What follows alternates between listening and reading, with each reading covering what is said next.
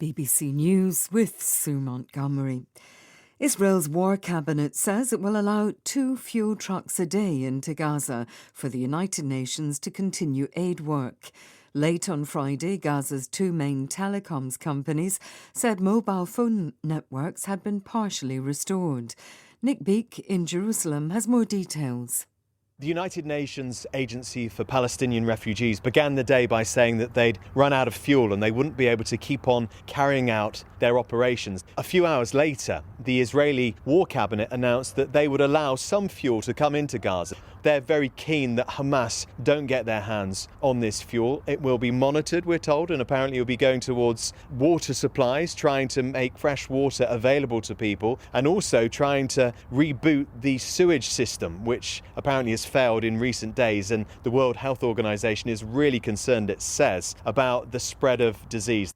The Red Crescent says at least 5 Palestinians have been killed in an Israeli airstrike on a building in a refugee camp in the West Bank city of Nablus. Locals say the building hit was an office of the governing Fatah party. There's been no comment yet from the Israeli military.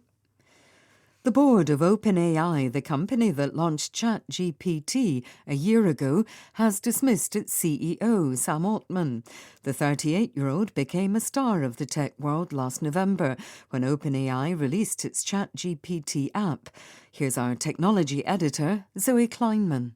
We don't know a lot about what's happened here. The board on OpenAI says that it had lost confidence in Mr. Altman. It said that it was worried about that he hadn't been consistently candid in his communications. And they questioned something about his honesty, which begs the question that there's something that he has or has not told them, and somehow he's been caught out. He has posted on X tonight, the site that was formerly Twitter, and he says he's had a good time at OpenAI and he's looking forward to what's coming next. I think it's pretty obvious that he did not know that this was coming.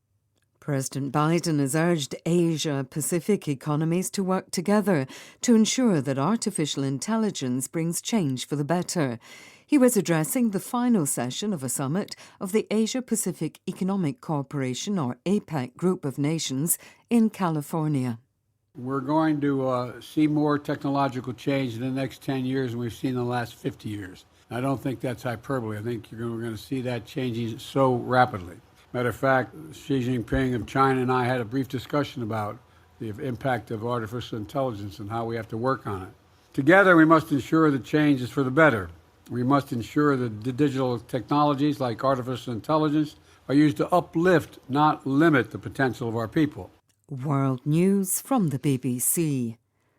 Finland has put up barriers at 4 of its border crossings with Russia in an attempt to halt a surge in undocumented migrants that Helsinki blames on Moscow. The Finns say Russia is deliberately channeling the migrants to the crossings in retaliation for it having joined NATO earlier this year. The Kremlin says Finland is making a big mistake. The presidential ambitions of the jailed Senegalese opposition leader Ousmane Sonko have suffered another major setback after the Supreme Court annulled a lower court's decision ordering his reinstatement on the electoral roll. Richard Hamilton reports.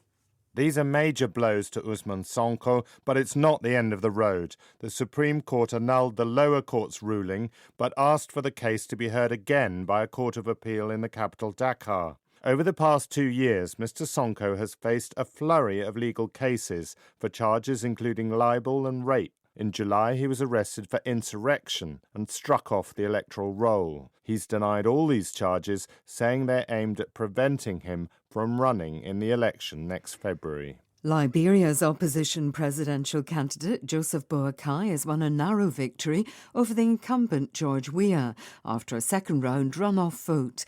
Spokesmen for both candidates say President Weah has conceded. The result is a reverse of the last presidential election, which Mr. Weah won easily, but his time in office has been marred by allegations of corruption.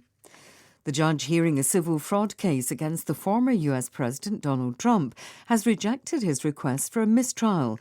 Justice Arthur Engoron said he could not in good conscience let Mr. Trump pursue a request that was utterly without merit.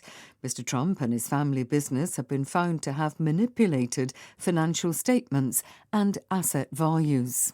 BBC News.